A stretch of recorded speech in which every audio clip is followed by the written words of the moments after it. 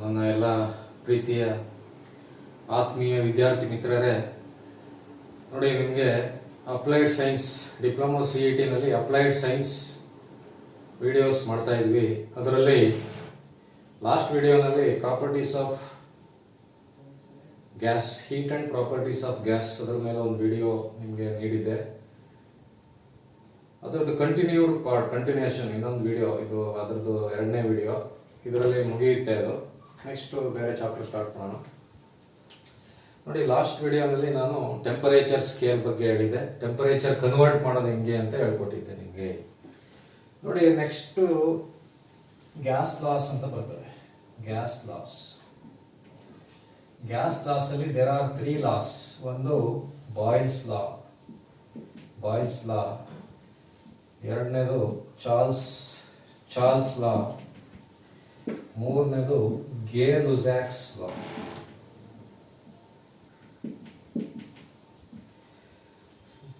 Gas laws ಅಲ್ಲಿ 3 ಲಾಗಳಿದಾವೆ.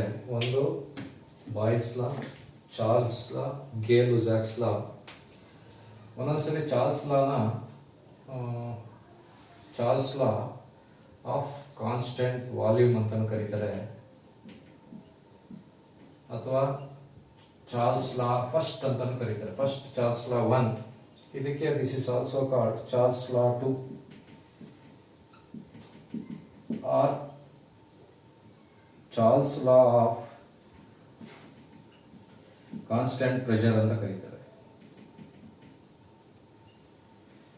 Charles law of constant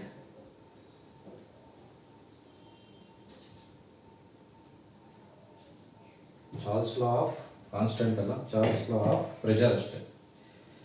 Charles law of volume, Charles law of pressure.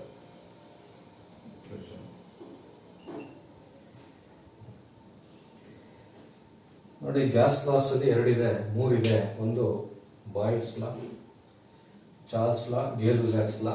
ಒಂದೊಂದ್ಸರಿ Charles ಲಾಗೆ Charles law 1 ಅಂತ ಕರೀತಾರೆ, ಇದಕ್ಕೆ Charles law 2 ಅಂತ ಕರೀತಾರೆ. Or Charles law of volume ಅಂತಾನು ಕರೀತಾರೆ, ಚಾರ್ಲ್ಸ್ ಲಾ ಆಫ್ ಪ್ರೆಷರ್ ಅಂತಾನು ಕರೀತಾರೆ. ಇದು ಆಯ್ತಾ? ಇದಕ್ಕೆ 2 ಹೆಸರಿದೆ, ಇದಕ್ಕೆ 3 ಹೆಸರಿದೆ.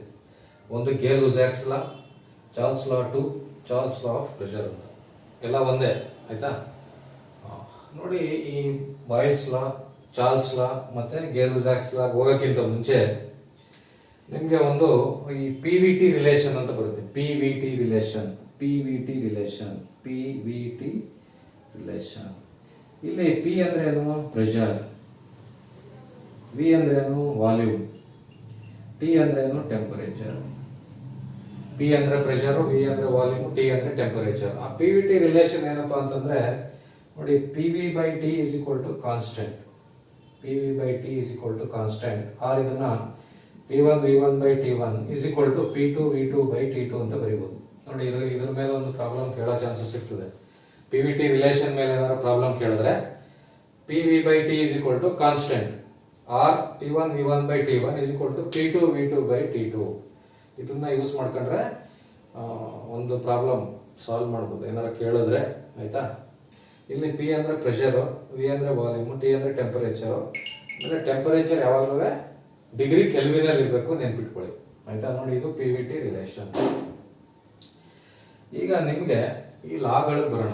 ನೋಡಿ, ಲಾನಲ್ಲಿ ನಿಮಗೆ ಕನ್ಫ್ಯೂಸ್ ಆಗಿಬಿಡ್ತದೆ. ಯಾವುದು ಸ್ಟೇಟ್ಮೆಂಟ್, ಬಾಯ್ಸ್ ಲಾಗೆ ಸ್ಟೇಟ್ಮೆಂಟ್ ಏನು, ಚಾರ್ಲ್ಸ್ ಲಾಗೆ ಸ್ಟೇಟ್ಮೆಂಟ್ ಏನು, ಚಾರ್ಲ್ಸ್ ಲಾ 1ಗೆ ಏನು, ಚಾರ್ಲ್ಸ್ ಲಾ 2ಗೆ ಏನು ಸ್ಟೇಟ್ಮೆಂಟ್ ಅಂತ. ನೋಡಿ, ನಾನು ಏನೂ ಮಾಡಲ್ಲ. ನೋಡಿ, ಇಲ್ಲಿ 3 ಬರೋದಿಲ್ಲ. ಒಂದು ಪ್ರೆಷರು, ವಾಲ್ಯೂಮು, ಟೆಂಪರೇಚರ್. ಬರೀ ನಾನು ಈಕ್ವೇಶನ್ ಬರೀತೀನಿ. ಈಕ್ವೇಶನ್ ಬರೆದ್ರೆ ಸ್ಟೇಟ್ಮೆಂಟ್ ಹೇಳ್ಬೋದು ನೀವು ಆರಾಮಾಗಿ. ನೋಡಿ, ಏನಪ್ಪ ಈಕ್ವೇಶನ್ ಅಂತಂದ್ರೆ, ಈಕ್ವೇಶನ್ ಇದಕ್ಕೆ V is inversely proportional to pressure. V is inversely proportional to pressure or P is inversely proportional to pressure. ಆಯ್ತಾ? ಇದು ನೆಕ್ಸ್ಟ್ ಇದಕ್ಕೆ ಏನಪ್ಪಾ ಅಂತಂದ್ರೆ, ಚಾರ್ಲ್ಸ್ ಲಾ 1 ಅಥವಾ Charles law 1 or Charles law of volume. ಇದಕ್ಕೆ V is proportional to T. ಇದಕ್ಕೆ P is proportional to T. ನೋಡಿ, ಈ 3 ಈಕ್ವೇಶನ್ ಬರೆದ್ಬಿಟ್ರೆ ಲಾಗಳು ಹೇಳ್ಬಿಡ್ಬೋದು. ಆಯ್ತಾ.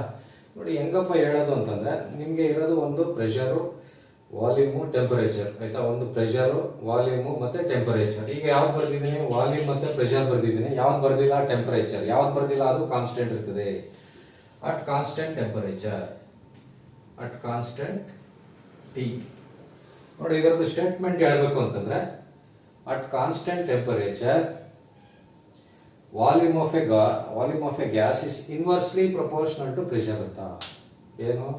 At constant statement of Boyle's law. ನೋಡಿ ನಾ ಏನು ಬರ್ದಿಲ್ಲ, ಏನು ಅವೆಲ್ಲ ಏನು ನೆನ್ಪಿಟ್ಕೋಬೇಕಾಗಿಲ್ಲ, ಬರೀ ಇಷ್ಟೇ.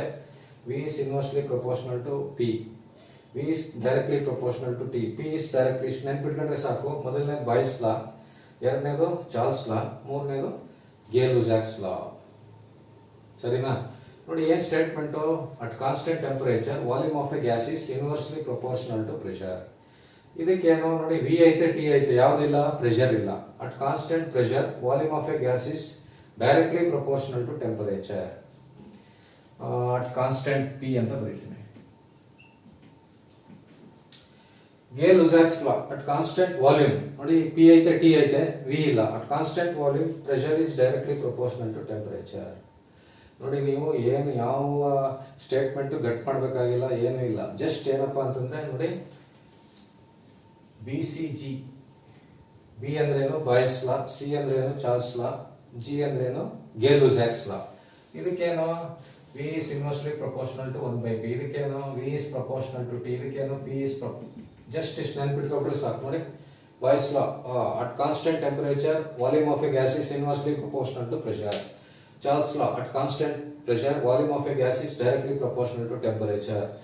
Gay-Lussac's law, at constant volume pressure is directly proportional to temperature. ಆಯ್ತಾ? ಒಂದೊಂದ್ಸರಿ ನಿಮಗೆ ಚಾರ್ಲ್ಸ್ ಲಾನ ಈ ತರನೂ ಹೇಳ್ತಾರೆ. ನೋಡಿ ಚಾರ್ಲ್ಸ್ ಲಾ ಆಫ್ ವಾಲ್ಯೂಮ್ ಅಥವಾ Charles first law. At constant pressure volume increases by 1/273 of its volume at 0 Celsius for every degree rise in. ಆ ಥರನೂ ಹೇಳ್ತಾರೆ. ಈ ಥರ ಏನು ಜಾಸ್ತಿ ಇಲ್ಲ, ಜಸ್ಟ್ ಇಷ್ಟು ನೆನ್ಪಿಟ್ಕೊಂಡ್ರೆ ಸಾಕು. ಏನೋ ಅಟ್ ಕಾನ್ಸ್ಟೆಂಟ್ ನೋಡಿ ಬಾಯ್ಲ್ಸ್ ಲಾ ಅಂತಂದ್ರೆ at constant temperature volume is inversely ಅಂದ್ರೆ ಪ್ರೆಷರ್ ಜಾಸ್ತಿ ಆದರೆ ವಾಲ್ಯೂಮ್ ಕಡಿಮೆ ಆಗ್ತದೆ, ವಾಲ್ಯೂಮ್ ಜಾಸ್ತಿ ಆದರೆ ಪ್ರೆಷರ್ ಕಡಿಮೆ ಆಗುತ್ತೆ ಅಂತ. ಇದು at constant pressure volume is directly proportional to temperature ಅಂದ್ರೆ ವಾಲ್ಯೂಮ್ ಇನ್ಕ್ರೀಸ್ ಆದರೆ ಟೆಂಪರೇಚರ್ ಇನ್ಕ್ರೀಸ್ ಆಗುತ್ತೆ.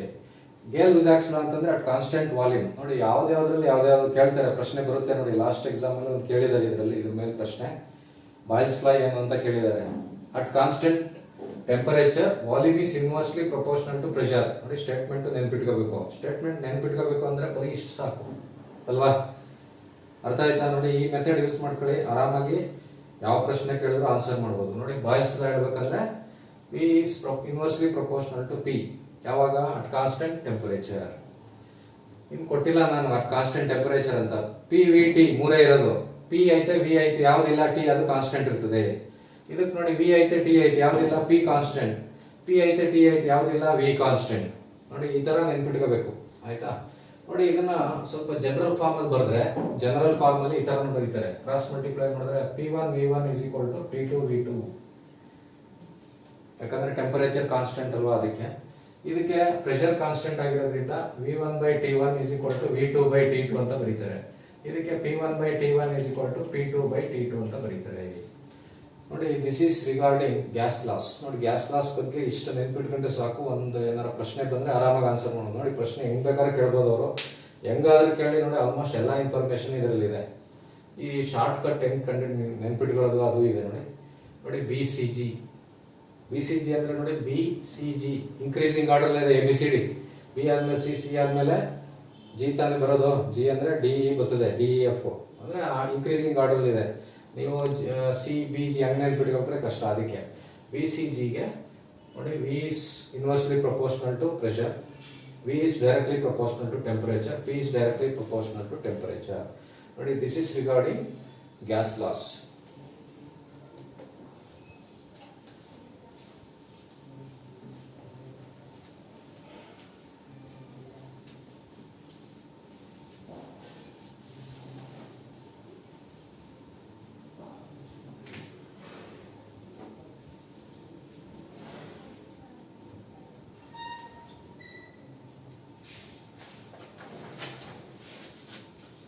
ನೋಡಿ ನೆಕ್ಸ್ಟ್ ಇನ್ನೊಂದು ideal or perfect gas equation ಅಂತ ಬರುತ್ತೆ.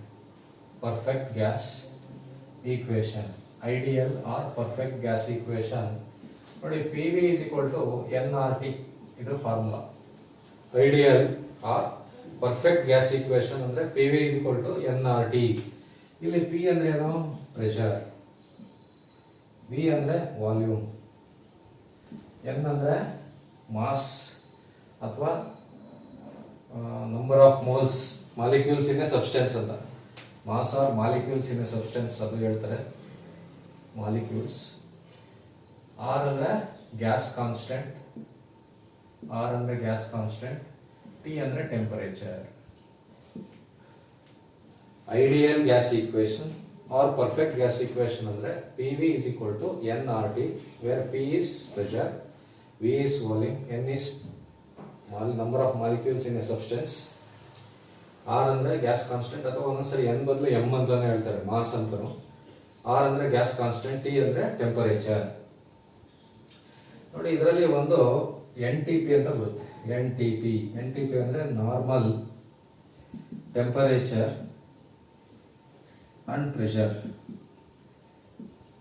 ನೋಡಿ ಅಟ್ ಎನ್ ಟಿ ಪಿ, ನೋಡಿ at N T P pressure ಒಂದು ವ್ಯಾಲ್ಯೂ ಇದೆ.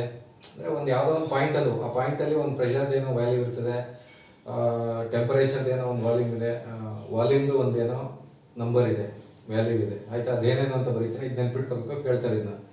ನೋಡಿ at normal temperature and pressure the value of P is 1.013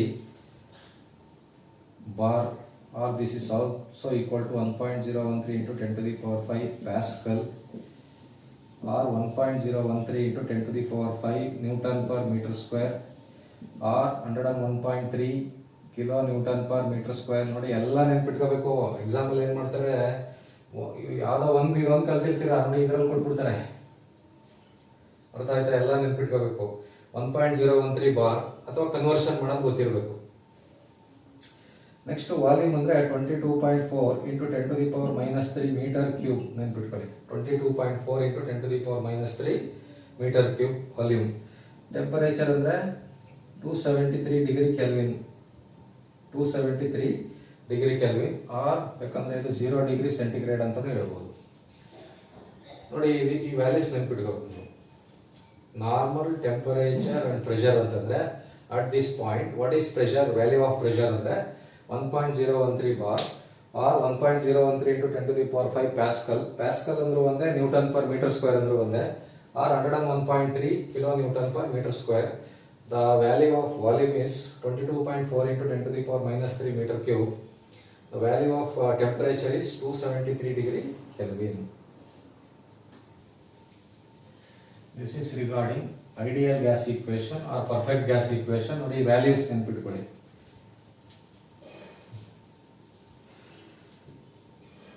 ನೋಡಿ ಇದಿಷ್ಟು ಗ್ಯಾಸ್ ಲಾ ಮತ್ತೆ ಪ್ರಾಪರ್ಟೀಸ್ ಆಫ್ ಗ್ಯಾಸ್ ಗೆ ಸಂಬಂಧಪಟ್ಟಿದ್ದು. ನೆಕ್ಸ್ಟ್ ಈ ಮೋಡ್ಸ್ ಆಫ್ ಹೀಟ್ ಟ್ರಾನ್ಸ್ಫರ್ ನೋಡಿ, ತುಂಬಾ important. Modes of heat transfer, modes of heat transfer. ನೋಡಿ ಹೀಟ್ ಟ್ರಾನ್ಸ್ಫರ್ ಅಂತಂದ್ರೆ ಏನು? ಹೀಟ್ ಟ್ರಾನ್ಸ್ಫರ್ ಅಂತಂದ್ರೆ transfer of heat from one place to another place, one point to another point, ಅದಕ್ಕೆ heat transfer ಅಂತ ಕರೀತಾರೆ. Mode of heat transfer ಅಲ್ಲಿ there are 3 modes. One is conduction,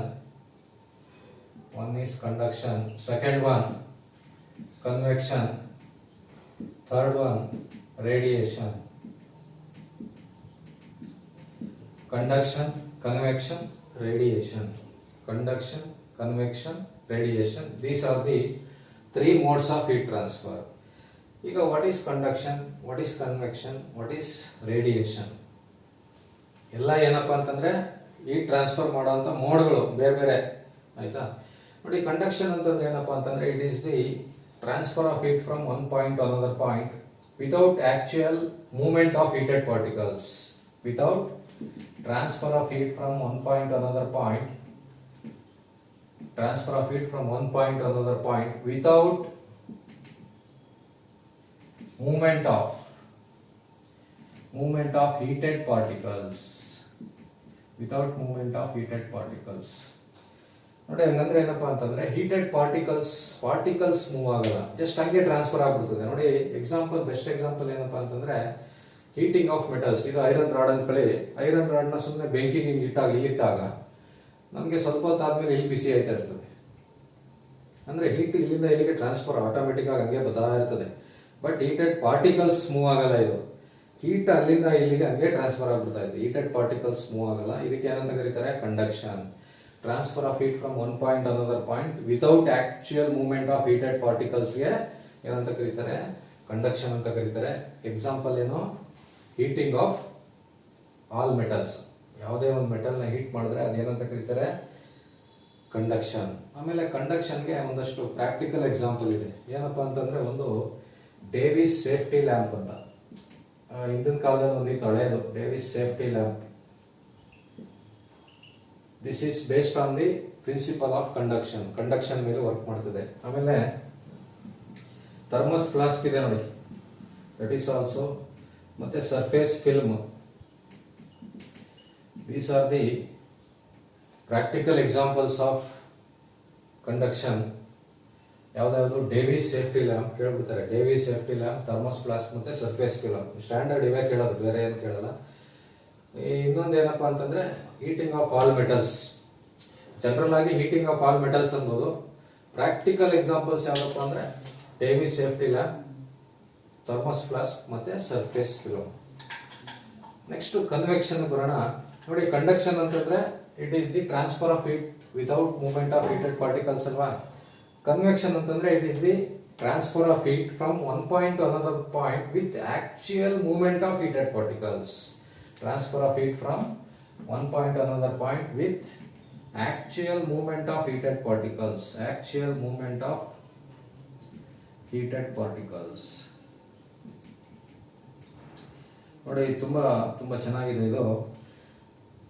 ಇದಕ್ಕೆ example ಏನಪ್ಪಾ ಅಂತಂದ್ರೆ ಹೀಟಿಂಗ್ ಆಫ್ ಎನಿ ಲಿಕ್ವಿಡ್ಸ್ ನ heat ಮಾಡ್ತೀವಲ್ವಾ, ಅದಕ್ಕೆ convection ಅಂತ ಕರೀತಾರೆ. ನೋಡಿ ಇದು ಫೆನಾಮಿನನ್ ಹೇಳ್ಕೊಡ್ತೀನಿ ನೋಡಿ, ತುಂಬಾ ಚೆನ್ನಾಗಿದೆ ನೋಡಿ. ಒಂದು ಕಂಟೈನರ್ ತಗೊಳ್ಳಿ, ಕಂಟೈನರ್ ನಲ್ಲಿ ವಾಟರ್ ಇದೆ ಅನ್ಕೊಳ್ಳಿ. Water, it is full of water. ನೋಡಿ ಇದನ್ನ ಹೀಟ್ ಮಾಡಿದಾಗ ಫಸ್ಟ್ ನಮಗೆ ವಾಟರ್ ಈ ಬಾಟಮ್ ಅಲ್ಲಿ ಇರ್ತಾವಲ್ಲ, ಬಾಟಮ್ ಅಲ್ಲಿರೋ ವಾಟರ್ ಪಾರ್ಟಿಕಲ್ಸ್ ಮಾಲಿಕ್ಯೂಲ್ಸ್ ಹೀಟ್ ಆಯ್ತವೆ. The particles present on the bottom of the container gets heated. ಇದು ಹೀಟ್ ಆಯ್ತದೆ. ಇದು ಹೀಟ್ ಆದಾಗ ಏನಾಯ್ತು ಅಂತಂದ್ರೆ ಇದರದ್ದು ಟೆಂಪರೇಚರ್ ಈ ಮೇಲೆ ಇರ್ತಾವಲ್ಲ ಅದಕ್ಕಿಂತ ಜಾಸ್ತಿ ಆಯ್ತು ಅಥವಾ ಇದು ಬಿಸಿ ಆದಾಗ ಫಸ್ಟ್ ಬಾಟಮ್ ಅಲ್ಲಿರೋ ಮಾಲಿಕ್ಯೂಲ್ಸ್ ಹೀಟ್ ಆಯ್ತವೆ. ಹೀಟ್ ಆದ ತಕ್ಷಣ ಏನಾಯ್ತದೆ, ಇದ್ರದ್ದು ಡೆನ್ಸಿಟಿ ಕಡಿಮೆ ಆಗ್ಬಿಡ್ತದೆ. ಡೆನ್ಸಿಟಿ ಕಡಿಮೆ ಆದಾಗ ಏನಾಯ್ತು, ಇದು ಮೇಲಕ್ಕೆ ಹೋಗ್ಬಿಡ್ತದೆ. ಮೇಲಕ್ಕೆ ಹೋಗ್ಬಿಟ್ಟು ಕೋಲ್ಡ್ ವಾಟರ್ ಇರ್ತದಲ್ಲ ಅದು ಬಾಟಮ್ ಬರುತ್ತೆ. ನೆಕ್ಸ್ಟ್ ಪುನಃ ಅದು ಹೀಟ್ ಆದಾಗ ಮೇಲ್ಗಡೆಗಿಂತ ಟೆಂಪರೇಚರ್ ಜಾಸ್ತಿ ಆಗುತ್ತೆ, ಮೇಲೆ ಹೋಗುತ್ತೆ. ನೋಡಿ ಇಲ್ಲಿ ಏನಾಗುತ್ತೆ ಅಂದ್ರೆ ಈ ಪ್ರಾಸೆಸ್ ಕಂಟಿನ್ಯೂ ಆಯ್ತಾ ಇರ್ತದೆ. ಹೀಟ್ ಆದ ತಕ್ಷಣ ಇದ್ರದ್ದು ಡೆನ್ಸಿಟಿ ಕಡಿಮೆ ಆಗುತ್ತೆ, ಮೇಲಕ್ಕೆ ಹೋಗುತ್ತೆ. ಹೀಟ್ ಆದಾಗ ನೆನ್ಪಿಟ್ಕೊಳ್ಳಿ, ಫೆನಾಮಿನನ್ ಏನಪ್ಪಾ ಅಂತಂದ್ರೆ ಯಾವುದೇ ಒಂದು ಹೀಟ್ ಆದಾಗ ಮೇಲಕ್ಕೆ ಹೋಗಕ್ಕೆ ಸ್ಟಾರ್ಟ್ ಆಗುತ್ತೆ ಅಥವಾ ಬೇರೆ ಕಡೆಗೆ ಹೋಗಕ್ಕೆ ಸ್ಟಾರ್ಟ್ ಆಗುತ್ತೆ. ಮೇಲಕ್ಕೆ ಹೋಗಕ್ಕೆ ಸ್ಟಾರ್ಟ್ ಆಗುತ್ತೆ. ಏನಕ್ಕೆ ಅಂತಂದ್ರೆ ಬಿಕಾಸ್ ಡೆನ್ಸಿಟಿ ಕಡಿಮೆ ಆಗ್ಬಿಡ್ತದೆ. ಡೆನ್ಸಿಟಿ ಕಡಿಮೆ ಆದಾಗ ಮೇಲ್ ಬರ್ತದೆ. ಗೊತ್ತಾಯ್ತಾ? ನೋಡಿ ಇಲ್ಲಿ ಹೀಟೆಡ್ ಪಾರ್ಟಿಕಲ್ಸ್ ಮೂವ್ ಆಯ್ತವೆ ನೋಡಿ. ಇವೆಲ್ಲ ಹೀಟೆಡ್ ಪಾರ್ಟಿಕಲ್ಸ್ ಮೇಲೆ ಬರುತ್ತೆ. ನೆಕ್ಸ್ಟ್ ಪುನಃ ಬಾಟಮ್ ಅಲ್ಲಿ ಕೋಲ್ಡ್ ಇರ್ತದೆ, ಪುನಃ ಅದು ಹೀಟ್ ಆದಾಗ ಮೇಲೆ ಬರುತ್ತೆ, ಪುನಃ ಬರುತ್ತೆ. ಹಿಂಗೆ ಪ್ರಾಸೆಸ್ ರಿಪೀಟ್ ಆಯ್ತಾ ಇರ್ತದೆ. ರಿಪೀಟ್ ಆಗಿ ಎಲ್ಲ ಒಂದೇ ಟೆಂಪರೇಚರ್ ಬಂದ್ಬಿಡ್ತವೆ. ಪುನಃ ಇದು ಜಾಸ್ತಿ ಹೀಟ್ ಮಾಡಿದಾಗ ಇದು ಟೆಂಪರೇಚರ್ ಇನ್ನೂ ಜಾಸ್ತಿ ಆಯ್ತು, ಪುನಃ ಮೇಲೆ ಹೋಗುತ್ತೆ. ನೋಡಿ ಇದಕ್ಕೆ ಕನ್ವೆಕ್ಷನ್ ಅಂತ ಕರೀತಾರೆ. ಕನ್ವೆಕ್ಷನ್ ಅಂತಂದ್ರೆ it is the mode of heat transfer in which transfer of heat takes place from one point to another point with actual movement of heated particles. Example ಏನು? ಹೀಟಿಂಗ್ ಆಫ್ ಲಿಕ್ವಿಡ್ ನ heat ಮಾಡೋದೆಲ್ಲ ಏನಪ್ಪಾ ಅಂತಂದ್ರೆ convection. ಇದಕ್ಕೆ ಒಂದು ತುಂಬಾ best example ಒಂದಿದೆ, 4 example ಇದೆ. ಒಂದು ಲ್ಯಾಂಡ್ ಅಂಡ್ ಸೀ ಬ್ರೀಸ್, ಇನ್ನೊಂದು ವೆಂಟಿಲೇಟರ್, ಆಮೇಲೆ ಕೂಲಿಂಗ್ ಸಿಸ್ಟಮ್ ಇನ್ ಆಟೋಮೊಬೈಲ್ಸ್.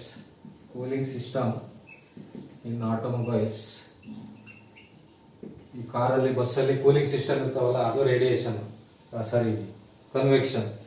ಇನ್ನೊಂದು domestic water heater, domestic hot water, ಅದೇ ಸೋಲಾರ್ ವಾಟರ್ ಹೀಟರ್ ಇದೆಯಲ್ಲ ಅದು. ನೋಡಿ ಕನ್ವೆಕ್ಷನ್ಗೆ ನೋಡಿ ಇನ್ನೊಂದ್ಸರಿ ಹೇಳ್ತೀನಿ. ಕಂಡಕ್ಷನ್ ಅಂದ್ರೆ it is the transfer of heat from one point to another point without actual movement of heated particles. ಅದಕ್ಕೆ ಎಕ್ಸಾಂಪಲ್ ಹೇಳ್ಬೇಕಂತಂದ್ರೆ heating of any metals general example. Practical example Davy's safety lamp, thermos flask, surface film. ಇವೆಲ್ಲ ಏನಪ್ಪಾ ಅಂತಂದ್ರೆ conduction principle ಮೇಲೆ work ಆಗ್ತವೆ. Next convection ಅಂದ್ರೆ it is the mode of heat transfer in which transfer of heat takes place from one point to another point with actual movement of heated particles. Example ಅಂದ್ರೆ heating of all liquids, ಯಾವುದೇ liquid any liquid ನ heat ಮಾಡಿದಾಗ ಆಗೋದು convection. ನೋಡಿ ಈ principle use ಮಾಡ್ತೀವಿ. Practical example ಏನಪ್ಪಾ ಅಂದ್ರೆ land and sea breeze, ventilator, cooling system, domestic. ನಾನು ನಿಮಗೆ land and sea breeze principle ಹೇಳ್ಕೊಡ್ತೀನಿ, ತುಂಬಾ ಚೆನ್ನಾಗಿದೆ ಅದು. ನೋಡಿ ಈಗ ಲ್ಯಾಂಡ್ ಸಿ, ನಿಮಗೆ ಈ ಸಮುದ್ರದ ಪಕ್ಕ ಈ ಸಿ ಇರ್ತದೆ, ಈ ಕಡೆ ಸಮುದ್ರ, ಇದ್ರ ಪಕ್ಕ ಒಂದು ಲ್ಯಾಂಡ್ ಇರ್ತದೆ, ಆಯ್ತಾ. ಲ್ಯಾಂಡ್ ಅಂಡ್ ಸಿ ಬ್ರೀಸ್ ಅಂತ. ಈ ಮಾರ್ನಿಂಗ್ ಟೈಮ್, ಡೇ ಟೈಮ್ ಅಲ್ಲಿ ನೋಡಿ, ಡೇ ಟೈಮ್ ಅಲ್ಲಿ ಏನಾಗುತ್ತೆ ಅಂತಂದ್ರೆ ಲ್ಯಾಂಡ್ ಬೇಗ ಹೀಟ್ ಆಗ್ಬಿಡ್ತದೆ. ಡೇ ಟೈಮ್ ಅಲ್ಲಿ ಲ್ಯಾಂಡ್ ಬೇಗ ಹೀಟ್ ಆಗುತ್ತೆ. ನೋಡಿ ಬೇಗ ಇದಕ್ಕಿಂತ ಕಂಪೇರ್ ಟು ವಾಟರ್, ಇಲ್ಲಿ ವಾಟರ್ ಇರ್ತದೆ, ಇಲ್ಲಿ ಏರ್ ಇರ್ತದೆ ಅಲ್ವಾ. ಲ್ಯಾಂಡ್ ಏನಾಗುತ್ತೆ, ಡೇ ಟೈಮ್ ಅಲ್ಲಿ ಲ್ಯಾಂಡ್ ಗೆಟ್ಸ್ ಹೀಟೆಡ್ ಫಾಸ್ಟ್ಲಿ, ತುಂಬಾ ಫಾಸ್ಟ್ ಆಗಿ ಲ್ಯಾಂಡ್ ಹೀಟ್ ಆಗ್ಬಿಡ್ತದೆ. ನೋಡಿ ಲ್ಯಾಂಡ್ ಹೀಟ್ ಆಯ್ತು ಅಂತಂದ್ರೆ ಇಲ್ಲಿರೋ ಮೇಲಿರೋ ಏರ್ ಏನಾಗುತ್ತೆ, ಹೀಟ್ ಆಯ್ತದೆ. ಹೀಟ್ ಆದಾಗ ಏನಾಯ್ತು, ಇದು ಮೇಲಕ್ಕೆ ಹೋಯ್ತು. ಮೇಲಕ್ಕೆ ಹೋದ ತಕ್ಷಣನೇ ಇಲ್ಲಿ ಕೋಲ್ಡ್ ಏರ್ ಇರ್ತದೆ, ಕೋಲ್ಡ್ ಏರ್ ಹಿಂಗ್ ಬಂದ್ಬಿಡ್ತದೆ. ಕೋಲ್ಡ್ ಏರ್ ಈ ಕಡೆ ಬರುತ್ತೆ, ಇದಕ್ಕೆ ಸಿ ಬ್ರೀಸ್ ಅಂತಾರೆ. During day time land heats up fastly. Because of this the air gets heated and moves upward. Air ಮೇಲ್ಗಡೆ ಮೂವ್ ಆಯ್ತು. ವೆನ್ ಏರ್ ಮೂವ್ಡ್ ಅಪ್ವರ್ಡ್ಸ್, ಇಲ್ಲಿ ಕೋಲ್ಡ್ ಇರ್ತದೆ, ಕೋಲ್ಡ್ ಏರ್ ಇರ್ತದೆ, ಕೋಲ್ಡ್ ಏರ್ ಈ ಕಡೆಗೆ ಬೀಸ್ತದೆ, ಈ ಕಡೆ ಬಂದ್ಬಿಡ್ತದೆ. ಇದಕ್ಕೆ ಸಿ ಬ್ರೀಸ್ ಅಂತ ಕರೀತಾರೆ. ಇದು ಡೇ ಟೈಮ್ ಅಲ್ಲಿ. ಡ್ಯೂರಿಂಗ್ ನೈಟ್ ಏನಾಗುತ್ತೆ ಅಂತಂದ್ರೆ ನೋಡಿ, ಸಿ ಇದು ಲ್ಯಾಂಡ್ ಅಲ್ವಾ, ಲ್ಯಾಂಡ್ ಬೇಗ ಕೂಲ್ ಆಗ್ಬಿಡ್ತದೆ. ಇಲ್ಲಿ ಹೀಟ್ ಆಗಿರ್ತದೆ. ಇಲ್ಲಿ ಈಗ ಬೆಳಗ್ಗೆ ಹೊತ್ತು ಸೂರ್ಯನ ಕಿರಣ ಮೇಲೆ ಬಿದ್ದಾಗ ಹೀಟ್ ಆಗಿರ್ತದೆ. ನೈಟ್ ಅಲ್ಲಿ ಏನಾಗ್ಬಿಡ್ತದೆ, ಇದು ಬೇಗ ಕೂಲ್ ಆಗ್ಬಿಡ್ತದೆ. ಲ್ಯಾಂಡ್ ಬೇಗ ಕೂಲ್ ಆಗ್ಬಿಡುತ್ತೆ. ಲ್ಯಾಂಡ್ ಬೇಗನೂ ಹೀಟ್ ಆಯ್ತದೆ, ಬೇಗನೂ ಕೂಲ್ ಆಯ್ತದೆ. ಬೇಗ ಕೂಲ್ ಆದ ತಕ್ಷಣ ಇಲ್ಲಿ ಹೀಟ್ ಇರ್ತದೆ, ಇಲ್ಲಿ ಮೇಲ್ಗಡೆ ಇದಕ್ಕಿಂತ ಹೀಟ್, ಇದ್ರ ಮೇಲಿರೋ ಹೀಟ್ಗಿಂತ ಇಲ್ಲಿ ಹೀಟ್ ಜಾಸ್ತಿ ಇರ್ತದೆ. ಹೀಟ್ ಜಾಸ್ತಿ ಆಗಿರೋದ್ರಿಂದ ಏನಾಗುತ್ತೆ, ಏರ್ ಮೇಲೆ ಹೊಟ್ಟೋಗ್ಬಿಡ್ತಾವೆ. ಇಲ್ಲಿ ಏರ್ ಮೇಲೆ ಆದ ತಕ್ಷಣ ಇಲ್ಲಿ ಕೋಲ್ಡ್ ಏರ್ ಇರ್ತದೆ, ಕೋಲ್ಡ್ ಏರ್ ಈ ಕಡೆ ಬರುತ್ತೆ. ಇದಕ್ಕೆ ಲ್ಯಾಂಡ್ ಬ್ರೀಸ್ ಅಂತ ಕರೀತಾರೆ. ಡೇ ಟೈಮ್ ಅಲ್ಲಿ ಸಿ ಬ್ರೀಸ್ ಬರೋದು, ನೈಟ್ ಟೈಮ್ ಅಲ್ಲಿ ಲ್ಯಾಂಡ್ ಬ್ರೀಸ್. ಅರ್ಥ ಆಯ್ತಾ. ನೋಡಿ ನೈಟ್ ಟೈಮ್ ಅಲ್ಲಿ ಏನಾಗುತ್ತೆ ಅಂದ್ರೆ ಇಲ್ಲಿ ಮೇಲ್ಗಡೆ ಇರೋ ಬಿಸಿದು ಇದು ಟೈಮ್ ತಗೊಳುತ್ತೆ ಕೂಲ್ ಆಗಕ್ಕೆ, ಬಟ್ ಇದು ಬೇಗ ಕೂಲ್ ಆಗ್ಬಿಡ್ತದೆ. ಇದು ಟೈಮ್ ತಗೊಳ್ಳೋದ್ರಿಂದ ಬಿಸಿ ಇರ್ತದೆ, ಬಿಸಿ ಇರೋದು ಮೇಲೆ ಹೋಗ್ಬಿಡ್ತದೆ. ಮೇಲೆ ಹೋದ ತಕ್ಷಣ ಇಲ್ಲಿ ಕೋಲ್ಡ್ ಇಲ್ಲಿಗೆ ಬೀಸ್ತದೆ, ಈ ಕಡೆ ಬರುತ್ತೆ. ಇದಕ್ಕೆ ಲ್ಯಾಂಡ್ ಬ್ರೀಸ್ ಅಂತ ಕರೀತಾರೆ. ಡೇ ಟೈಮ್ ಅಲ್ಲಿ ಸಿ ಬ್ರೀಸ್, ನೈಟ್ ಟೈಮ್ ಅಲ್ಲಿ ಲ್ಯಾಂಡ್ ಬ್ರೀಸ್. ಇದಕ್ಕೆ land and C breeze. This is very good example for convection. ಅರ್ಥ ಆಯ್ತಾ. ಇದೇ ತರ ನೋಡಿ ವೆಂಟಿಲೇಟರ್ಸ್, ಕೂಲಿಂಗ್ ಸಿಸ್ಟಮ್, ಡೊಮೆಸ್ಟಿಕ್, ಇವೆಲ್ಲ ಇದೇ ಪ್ರಿನ್ಸಿಪಲ್ ಮೇಲೆ ವರ್ಕ್ ಆಗೋದು. ಯಾವ ಪ್ರಿನ್ಸಿಪಲ್, ಕನ್ವೆಕ್ಷನ್. ನೋಡಿ ನೆಕ್ಸ್ಟ್ ಬಂದ್ರೆ ರೇಡಿಯೇಷನ್. ನಿಮಗೆ ಕಂಡಕ್ಷನ್, ಕನ್ವೆಕ್ಷನ್ ಗೊತ್ತಾಯ್ತು. ರೇಡಿಯೇಷನ್ ನೋಡಿ, ರೇಡಿಯೇಷನ್ ಅಂದ್ರೆ it is A mode of heat transfer which takes place without any intervening medium. ನೋಡಿ ಇದಕ್ಕೆ ಯಾವ ಮೀಡಿಯಂ ಬೇಡ, ಯಾವುದೇ ಮೀಡಿಯಂ ಇಲ್ಲದೆ ಇದ್ರೂ ಪರವಾಗಿಲ್ಲ, ಹೀಟ್ ಟ್ರಾನ್ಸ್ಫರ್ ಆಗುತ್ತೆ. ಈಗ ನಿಮ್ಗೆ ಈ ಕನ್ವೆಕ್ಷನ್ ಹೇಳ್ಬೇಕಂದ್ರೆ ಏನೋ ಒಂದ್ ಬೇಕು. ನೋಡಿ ಕಂಡಕ್ಷನ್ ಹೇಳ್ಬೇಕಂದ್ರೆ ಐರನ್ ರಾಡ್ ಇರಬೇಕು, ಕನ್ವೆಕ್ಷನ್ಗೆ ವಾಟರ್ ಇರಬೇಕು, ಲಿಕ್ವಿಡ್. ಇದಕ್ಕೆ ಏನು ಬೇಡ, ನೀರಲ್ಲೂ ಹೋಗ್ತದೆ, ಗಾಳಿಲೂ ಹೋಗುತ್ತೆ, ಎಲ್ಲದರಲ್ಲೂ ಹೋಗುತ್ತೆ, ಯಾವ ಮೀಡಿಯಮೇ ಬೇಕಾಗಿಲ್ಲ. It is A mode of heat transfer in which transfer of it takes place from one point another point without requiring any medium. Example ಅಂತಂದ್ರೆ ರೇಡಿಯೇಷನ್ಸ್ ಫ್ರಮ್ ದಿ ಸನ್. ಸೂರ್ಯನಿಂದ ಬರ್ತದಲ್ಲ radiation, that is best example of radiation. ನೋಡಿ ಇಲ್ಲಿ ಇನ್ನೊಂದು ನೀವು ಅರ್ಥ ಮಾಡ್ಕೋಬೇಕಿದ್ರಲ್ಲಿ, radiation ಅಲ್ಲಿ during summer ಬಿಸಿಲು ಜಾಸ್ತಿ ಇರ್ತದೆ. ನೋಡಿ ಸಮ್ಮರ್ ಅಲ್ಲಿ ನಾವೇನಾದ್ರು ಬ್ಲ್ಯಾಕ್ ಬಟ್ಟೆ ಹಾಕೊಬಿಟ್ರೆ ನಮಗೆ ಬೆವರು ಬರ್ತಾ ಇರ್ತದೆ, ಜಾಸ್ತಿ ಹೀಟ್ ಆಗ್ಬಿಡ್ತದೆ ನಮ್ಮ ಬಾಡಿ. ಯಾಕಪ್ಪ ಅಂತಂದ್ರೆ black absorbs all the radiations, ಅದಕ್ಕೆ ಹೀಟ್ ಆಯ್ತಾ ಇರ್ತದೆ. ಅದೇ ನೀವು ವೈಟ್ ಹಾಕೊಳ್ಳಿ, ವೈಟ್ ಡ್ರೆಸ್ ಹಾಕೊಂಡ್ರೆ ನಮ್ಗೆ ಏನು ಅಷ್ಟೊಂದು ಹೀಟ್ ಕಾಣಲ್ಲ. ಯಾಕಪ್ಪ ಅಂದ್ರೆ white reflects all the colour. ಈಗ ನೀವು ಬಿಲ್ಡಿಂಗ್ ಮೇಲೆ, ಯಾವುದೇ ಒಂದು ಬಿಲ್ಡಿಂಗ್ ಮೇಲೆ ಬಿಲ್ಡಿಂಗ್ ಹೀಟ್ ಆಗಬಾರ್ದು ಅಂದ್ಬಿಟ್ಟು ವೈಟ್ ಪೈಂಟ್ ಹೊಡಿಸಿರ್ತಾರೆ.